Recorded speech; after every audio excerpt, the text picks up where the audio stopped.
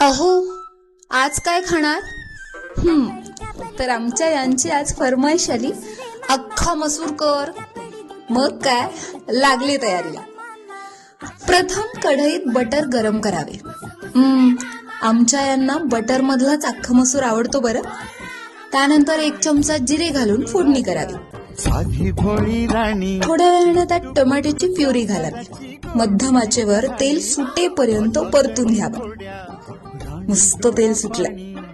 त्यानंतर आमचा आवडता स्पेशल महालक्ष्मी सुरेश मसाला तो घेऊन त्याची पेस्ट करावी आणि 1-2 मिनिटे परतून घ्यावी.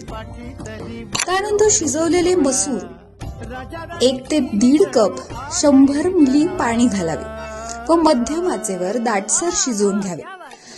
ग्रेव्ही पातळ हवी असल्यास गरम पाणी घालावे व चव पाहून मीठ घालावे. तयार आहे अख्खा मसूर. पण प्रेझेंटेशन तर हवंच ना. त्याच्यावरून क्रीम किंवा कोथिंबीरीची पाने पसरावी. चला मग, तयार आहे. गरम गरम सर्व करा आणि आपल्या आहोंना खुश करा.